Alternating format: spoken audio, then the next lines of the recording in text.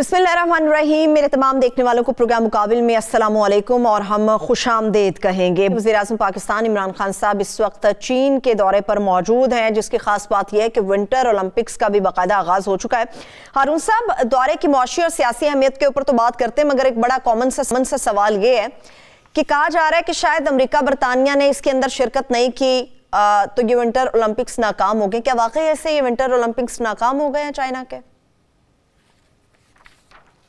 नहीं, नाकाम क्या हुई है। 3000 एथलीट हिस्सा ले रहे हैं दुनिया भर से। सिंगापुर के लोग मौजूद हैं, कोरिया के मौजूद हैं, जो उनके अरब हलीफ हैं, सऊदी अरब, अमारात, मिस्र वगैरह वो मौजूद हैं। रूस मौजूद है बवाल, और बहुत से दुनिया के मतलब ममालिक उसमें शरीक है। यूरोप इस खेल में शामिल नहीं होना चाहिए था, इसका नाकाम नहीं कहा जा सकता। देखिए, इसके 3-4 अहम पहलू। हम तो अपने नुक्ता नज़र से ज़्यादा देखते हैं, ऑब्वियसली हमें देखने भी चाहिए जी। लेकिन इससे ऐसा लगता है कि एक नए दौर का आगाज़ हो गया। नए दौर का आगाज़ कैसे हो गया है? देखिए, 60s से सेकेंड वर्ल्ड वार के कुछ अरसे के बाद एक सर जंग शुरू हुई थी रूस और अमेरिका के दरमियान। रूस से उतनी बड़ी ताकत नहीं था इक़्तिसादी एतबार से।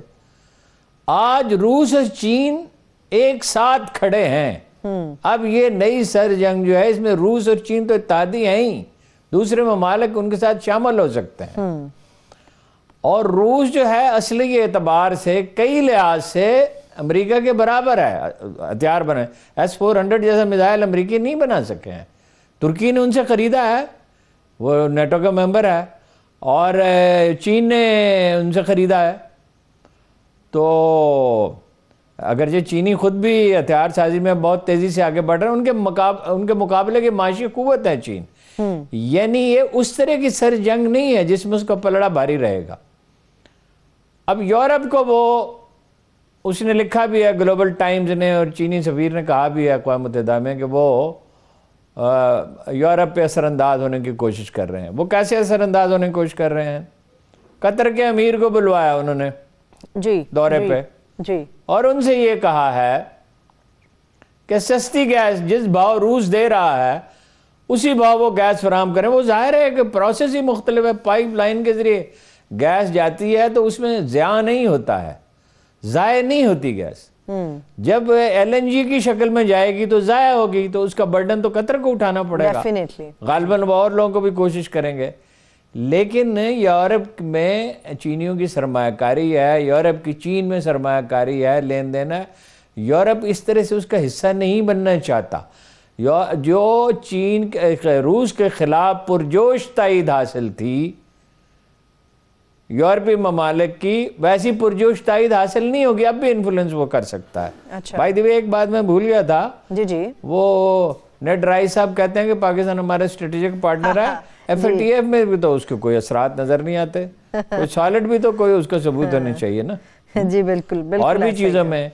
और ये शरात वो खुद कहते हैं बड़ी सख्त हैं।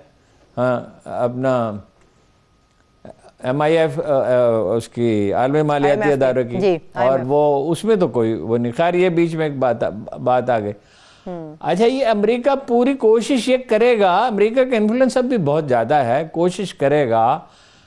और उसने नेड राइस ने कहा भी कि हमारा पैकेज बेहतर है। ये बात एक लिहाज से सही है, इस लिहाज से सही है कि चीनी कंपनियां अपने सालाना गोशवारे बहुत सी शाये नहीं करती।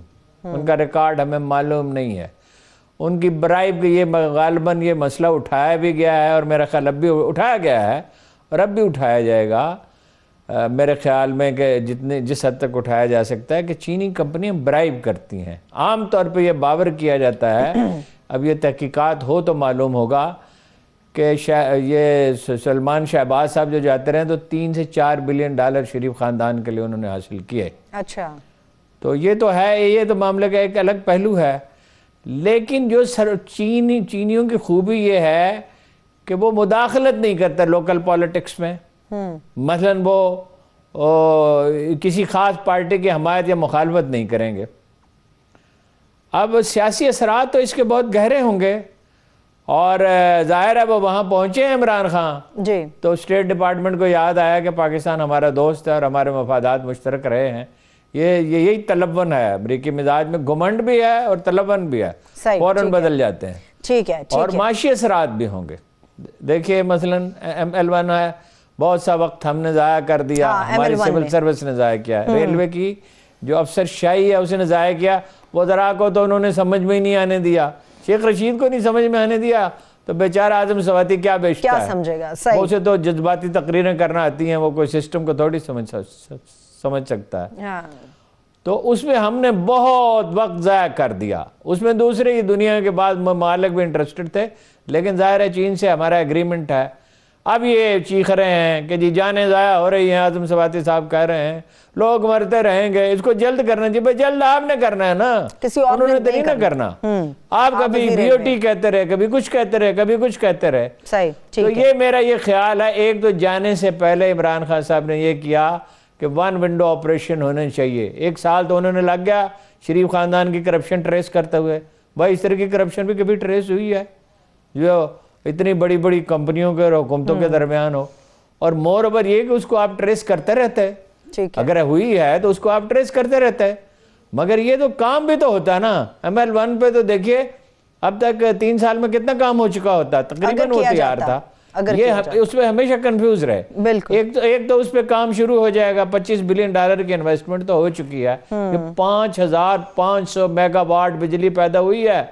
अगर वो ना होती तो आपकी इंडस्ट्री न चल रही होती।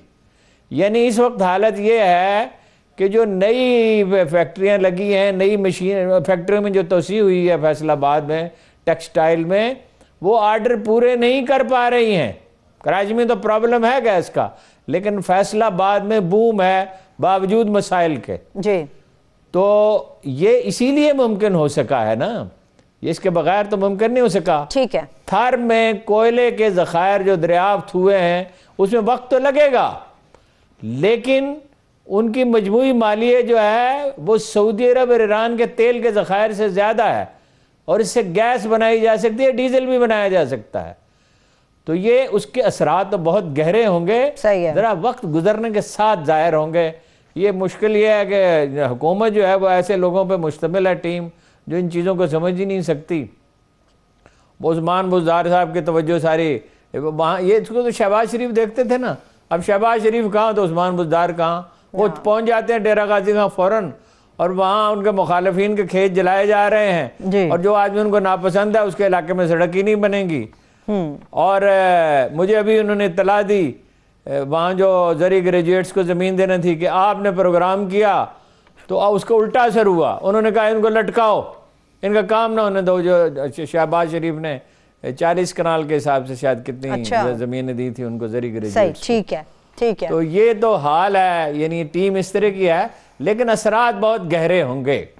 ठीक, बहुत ठीक है हारून साहब। ठीक है हारून साहब, इमरान खान साहब ने वहाँ पर चीनी थिंक टैंक के साथ भी बातचीत की है, गुफ्तगू की है, और काफ़ी ज़्यादा इंपॉर्टेंट गुफ्तगू की है। आपने अपनी गुफ्तगू में जो सर जंग के हवाले से बात की है, इमरान खान साहब ने कहा कि दुनिया किसी भी नई सर जंग की मुतमिल नहीं हो सकती। अगर ये जंग शुरू हो चुकी है तो इसके अंदर क्या कोई नए ब्लॉक्स भी वजूद में आएंगे? क्या पाकिस्तान किसी तरफ अपना हिस्सा डालेगा? क्या लगता है आपको, क्या नए ब्लॉक सामने आ सकते हैं हमें?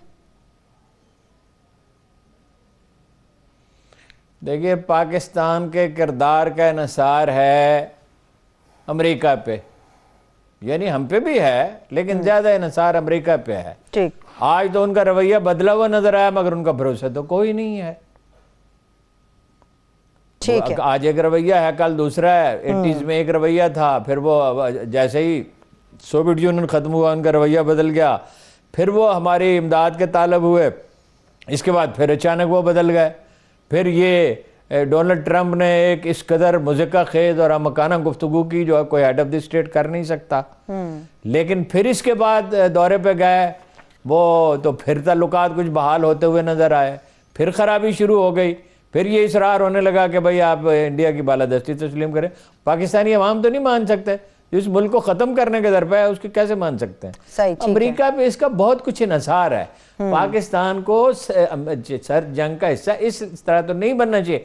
देखिए, हमारे दिफाई ताल्लुकात चीन से हैं, हमारे माली मामला चीन से। मेरा ख्याल एक और इशू ने उठाना चाहिए, मैं फिर आगे इस पर बात करता हूँ कि ये जो यहाँ इम्पोर्ट हो रही है चीन से, ये 18 बिलियन डॉलर की होती है तकरीबन, और 12 बिलियन डॉलर शो की जाती है अंडर इनवॉइस। ये तो चीनी हुकूमत से कहें कि इसका बंदोबस्त करें, आप इसमें हमारी मदद करें, यहाँ भी अपने लोगों को अपने चुस्त करें और वहाँ भी उनसे कहें, ताकि टैक्स की वसूली तो कुछ बढ़े। मेरा ख्याल है कम से कम 1-2 बिलियन डॉलर बढ़ जाएगी और ये कोई मामूली इजाफा नहीं होगा। सही है, ठीक है। तो बाकी सर्द जंग का तो अभी कहा नहीं जा सकता कि हतमी शक्ल क्या होगी। यूरोप क्या करेगा ये देखना होगा, यूरोप क्या करेगा। ठीक है। और ऑस्ट्रेलिया तो जापान की तो पुरानी मुखासमत है चीन के साथ, और बरतानिया भी उनका साथ देगा, ऑस्ट्रेलिया भी देगा। बाकी दुनिया को देखना होगा कि वो क्या करती है। ठीक है हारून साहब, रशियन प्रेसिडेंट की चाइनीज प्रेसिडेंट के साथ मुलाकात जो हुई है वो कितनी अहमियत है? इसके साथ ही दूसरा सवाल भी मैं जोड़ देती हूँ क्योंकि वक्त कम है, लेकिन इमरान खान साहब के बारे में ये बात सामने आ रही कि उनकी कोई खास या किसी बड़े शख्सियत से मुलाकात नहीं हुई, क्योंकि उनकी एक मुलाकात तो सियासी मुशावरती कौंसिल के चेयरमैन है उनसे हुई है, दूसरी इस्लाहाती कमीशन के सरबराह से उनकी मुलाकात हुई है। एक तरफ तो प्रेसिडेंट आपस में मिल रहे हैं मगर दूसरी तरफ मुल्क के वजीर आजम की कोई बड़ी मुलाकात नहीं हो रही। मुलाकात बड़ी होगी ना, कल होगी ना, सदर से मुलाकात होगी उनकी। उस मुलाकात ही के लिए तो गए हैं, इतना पावरफुल डेलीगेशन लेके गए हैं, हफ्तों उस पर डेलीब्रेशन हुई हैं, उसकी तैयारी हुई है। वो मुलाकात आप परवेज रशीद के और मरियम नवाज के कहने पे ना जाएं, मुलाकात नहीं नहीं हारून साहब, मैं तो मीडिया के कहने पे जा रही हूं। लगा समझने में। सही है, ठीक है। नहीं, मीडिया में तरह तरह के लोग हैं। देखिए बात यह है, भुट्टो साहब जब इंदिरा गांधी से मुज़ाकरात करने के लिए शिमला गए तो जमात इस्लामी के अमीर समेत जिनसे उनकी सख्त तलखी और दुश्मनी थी, जिनके साथ बहुत बदसलूकी उन्होंने की और उनके लोगों को मारा पीटा था, बहुत बुरा सलूक किया था, जेलों में डाला था, जमात इस्लामी के अमीर मियां तुफैल साहब सारी अपोजिशन उन्हें अलविदा कहने के लिए गई। इमरान खान साहब से बहुत शिकायत है, उनका तर्ज हुकूमत में बहुत से नकायस है, मीडिया की नाक रगड़ना चाहते हैं, हर वक्त गुस्से में रहते हैं, पुराने किस्से दोहराते रहते हैं, काम पे इतनी तवज्जो नहीं है जितनी बातों पे है। लेकिन जब आपका वजीर आजम किसी दूसरे मुल्क में जाता है तो वो पाकिस्तान की नुमाइंदगी कर रहा होता है, वो पीटीआई ने थोड़ी भेजा है उसे। जी जी बिल्कुल सही बात है। तो पाकिस्तानी कौम की तरफ, ये तो दो कौमों के ताल्लुकात का मामला है। तो इसमें जो लोग मस्खरापन करते हैं वो करते रहे। भाई इमरान खान पे आप जितनी चाहे तनकीद करें, बेशुमार उनके कमजोर पहलू हैं, ठीक है, लेकिन ये तो कहना कि इस दौरे की कोई अहमियत नहीं है और उनकी किसी उनकी इंतहाई अहम शख्सियात से मुलाकात होगी, इंतहाई, और इसके नतायज आप देखेंगे। यानी जाहिर है ये सारी चीज़ें अभी सामने तो नहीं, मेरा ख्याल है इसके नतायज बहुत गैर मामूली होंगे। ठीक है, एक आखिरी सवाल हारून साहब जो हर पाकिस्तानी जानना चाहता है, जिसका जवाब आपके जरिए। आपको याद होगा कि चीनी इंजीनियर्स के ऊपर हमले हुए और कई ऐसे वाक़यात फिर पेश आए जिसके बाद ये तासुर पूरे मुल्क में उभरा और ये इसमें कुछ सच्चाई भी शामिल थी कि सीपैक स्लो हो गया। सीपैक की अब हालिया पोजीशन क्या है? क्या उसी तेजी के साथ ये आगे काम इसका हो रहा है या अभी भी इसका प्रोसेस स्लो चल रहा है? नहीं नहीं नहीं नहीं नहीं नहीं नहीं, देखिए ना, ये तो फितरी है कि वो कहें कि हमारे लोगों की हिफाजत पर तवज्जो दी जाए, ये तो फितरी है ना। यानी अगर आपके शहरी इस तरह कहीं मर रहे होते तो आप क्या करते? वो चीनी ज़ाहिर है ज़्यादा सेंसिटिव है, लेकिन सीपैक इस वक्त तो पूरी रफ्तार से काम कर रहा है। वो वक्त गुजर गया, हमने गलतियां की, मैंने आपको बताया रेलवे में क्या हुआ। जी जी, यानी कोऑर्डिनेशन की कमी थी, अमेरिकी लाबी हर कहीं है। ये जो रज़ाक दाऊद को साथ लेके गए हैं वो इसीलिए लेके गए। रज़ाक दाऊद उन्हीं लोगों में से है ना जो अमेरिका से ज़्यादा ताल्लुकात के ख़्वाह हैं, बड़े बेचैन हैं, क्योंकि ये हमारी नफ्सियात रही है ना 7-8 अशरों से, 7.5 अशरे से ये हमारी नफ्सियात रही है मगरब की तरफ देखने की। तो चीन की तरफ देख, चीनियों के साथ तो उस तरह के ताल्लुकात नहीं हैं, उसका एक कल्चरल ताल्लुकात हैं, एक तारीख़ी मरासम हैं, उसके असरात हैं, गालिब तहजीबों का असर होता है। लेकिन अब तो सीपैक में कोई रुकावट नहीं है। ठीक है, चलिए इसके साथ ही ब्रेक की तरफ चलते हैं। जब हम ब्रेक से आएंगे मैं हारून साहब ब्रेक से वापस आके आपका पॉइंट ऑफ व्यू मजीद लूँगी। इस्लामाबाद हाई कोर्ट ने जो प्लॉट स्कीम के हवाले से अपना फैसला दिया है, इसकी इम्प्लिकेशंस क्या हो सकती हैं, इसके ऊपर बात करेंगे। मगर इसके साथ साथ हुकूमत के लिए एक बहुत बड़ा चैलेंज ये है कि हुकूमत के ज़ेरे असर चलने वाले बहुत सारे ऐसे सरकारी इदारे हैं जो मुसलसल नुकसान में जा रहे हैं और ये बहुत बड़ा चैलेंज है। इनका क्या सद्देबाब हो सकता है, इसके ऊपर भी हारून साहब से बात करेंगे, हमारे साथ रहिए। ब्रेक के बाद एक बार फिर से प्रोग्राम में हम आपको खुशामदीद कहेंगे। हारून साहब, मैं इस्लामाबाद हाई कोर्ट के फैसले की तरफ जाऊंगी, मगर आप इमरान खान साहब की चाइना विजिट पर मजीद कोई अपना पॉइंट ऑफ व्यू शेयर करना चाह रहे थे? नहीं, मेरा ख्याल है कल बात करेंगे जब उनकी मुलाकात हो जाएगी इंशाअल्लाह ताला। ठीक है हारून साहब, ये जो इस्लामाबाद हाई कोर्ट ने फैसला दिया है जजेस के प्लॉट स्कीम के हवाले से, ब्यूरोक्रेट्स की प्लॉट स्कीम के हवाले से कि ये गैर आईनी है, इस फैसले की इम्प्लीकेशंस क्या हो सकती हैं? गैर कानूनी है वो, अपना इम्प्लीकेशंस बहुत तारीखी फ़ैसला है और ये अब काबीना इस पे फैसला करेगी। हाउसिंग वो सेक्रेटरी से कहा गया है कि वो काबीना के सामने 2 हफ्ते में पेश करें और उनसे कहें इस पे फैसला करें। देखिए उसमें बुनियादी नुक्ता ये है, उन्होंने कहा है कि ये जो सरकारी ख़जाना है, सरकारी जो अमलाक हैं, जायदाद है, वो अशराफिया के लिए इस्तेमाल नहीं हो सकती। G12 में, F12 में, F14 में, F15 में जो प्लाट दिए गए हैं वो उनको उसको कोई जवाज़ नहीं था देने का। फिर उसमें ये कहा गया है कि अदलिया को क्यों, जजों को क्यों शामिल किया गया, हाजिर सर्विस और रिटायर्ड जजों को।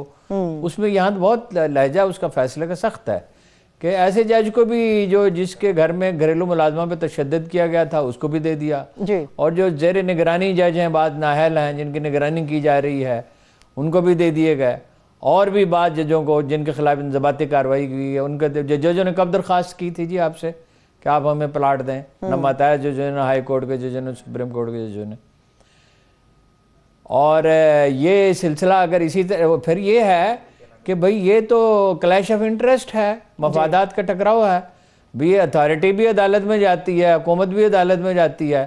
तो अगर ये लोग जो हैं ये जजों को प्लाट देंगे तो ये तो उन्हें एक तरह से इन्फ्लुएंस करने की कोशिश है, यानी उसका मफहूम ये निकलता है। सही, ठीक है। तो ये एक इस लिहाज से तारीखी फैसला, मेरा ख्याल है डिस्क्रिशन पे सारे उन्होंने कहा है कि वकला को और अखबार नवीसों को निकाल दिया गया। वकला और अखबार नवीसों को भी माजी में प्लाट दिए जाते रहे हैं, मैं भी उनमें शामिल हूँ, लेकिन ये है कि ये सिलसिला बंद होना चाहिए। बल्कि मैं तो ये कहता हूँ अगर हमसे कहें कि भाई वो किस्तों में उसके पैसे जमा करा दे तो उसके पैसे जमा करा देने चाहिए। बड़ा अच्छा इसलिए कि ये बिल्कुल ठीक है, उस वक्त हमें इदराक नहीं था, एहसास नहीं था कि ये लोगों के ये रुपया जो है, देखिए ना, ये अरबों रुपए हैं, ये खुदा के मखलूक पे खर्च, ये कच्ची आबादियाँ हैं, वहाँ हाई राइज बनाएं, उनको फ्लैट बना के दें, उनमें आसान किस्तों पे उनसे पैसे लें, शहर साफ सुथरा हो और लोगों में मतलब ये है तालीम और शऊर पैदा हो, और वो जो असल में तो जो सबसे कमज़ोर तबका होता है उसकी मदद करनी चाहिए होती है, बजाय इसके कि जो बारसूख लोग हैं उन्हें नवाजा जाए। ठीक है हारून साहब, मेरे ख्याल में ये एक तारीख साज फैसला है। ठीक है हारून साहब, बावजूद इसके कि आपका मुकम्मल तजिया इसके ऊपर मेरे सामने है, मगर उसके बावजूद भी 2 मुख्तलिफ राय हैं। मैं चाह रही हूँ उसके हवाले से आप बताएं कि आप अपना वजन किस तरफ डालेंगे। एक पहला पॉइंट ऑफ व्यू ये दिया जा रहा है इस फैसले को लेकर कि ये तो सिर्फ इंसेंटिव्स थे जो काम की तरफ रागिब करने के लिए दिए जाते हैं कि प्लॉट्स दे दिए गए या कुछ इस किस्म के इंसेंटिव्स मिलते हैं, मगर एक राय ये है कि इस तरह के प्लॉट्स देने या इस तरह के फायदे देने से लालच बढ़ती है, करप्शन बढ़ती है इन इदारों के अंदर। तो ये बड़ा अच्छा तारीखी फैसला है। आप इन दोनों में से किसकी तरफ अपना वजन डालेंगे? नहीं देखिए ना, गुजारा ये है अगर तो जरूरतें पूरी करने के लिए देना है जी, तो फिर यही तबका क्यों, फिर सब लोग क्यों नहीं? तो फिर ये है कि वो 5-7 मरले का प्लाट उन्हें दे दें। मैंने आपको बताया था सूडान का सदर जो है वो उमरुल बशीर 7-10 मरले के मकान में रहता था, कच्ची गली में, और स्पीकर साहब भी जो दूसरे अहम तरीन आदमी थे और उनका बड़ा रसूख था मुल्क में। तो फिर छोटे प्लाट उन्हें देना, ये 2-2 कनाल के प्लाट और इतने कीमती प्लाट उनके लिए उनकी मदद कर दें। वो अलग से एक हाउसिंग सोसाइटी बनाएं जिसमें सारे लोग मेंबर बन जाएं। एक जमीन खरीदने में जमीन हुकूमत अक्वायर करके दे सकती है, उसके लिए कवानीन में तरमीम हो सकती है, लेकिन असल हक तो उन मजलूमों का है, गरीब आदमी का है। सारा बोझ तो उसी पे पड़ रहा है। ठीक है, चलिए चलिए, वक्त भी खत्म हो गया। बहुत शुक्रिया, थैंक यू सो मच हारून साहब आपके कीमती वक्त के लिए। मगर आज के इस प्रोग्राम मुकाबिल के इख्तिताम की तरफ बढ़ने से पहले मैं अपने तमाम देखने वालों के लिए जो इस प्रोग्राम के चाहने वाले हैं और इसको बगौर सुनते हैं, देखते हैं, उनके लिए बहुत बड़ी खुशखबरी आज मैं अनाउंस करने जा रही हूँ कि इंशाअल्लाह ताला हमारा प्रोग्राम मुकाबिल अब 7 फरवरी बरोज़ पीर से रोज़ाना हफ्ते के 4 दिनों में, यानी कि पीर से जुमेरात आप लोगों के सामने नशर किया जाएगा, जिसे आप लोग देख सकेंगे, एंजॉय कर सकेंगे और हारून साहब के तजिए से इस्तेफादा भी हासिल कर सकेंगे। इसके साथ ही मुझे इजाज़त दीजिए, अपना बहुत सा ख्याल रखिए। खुदा हाफिज़।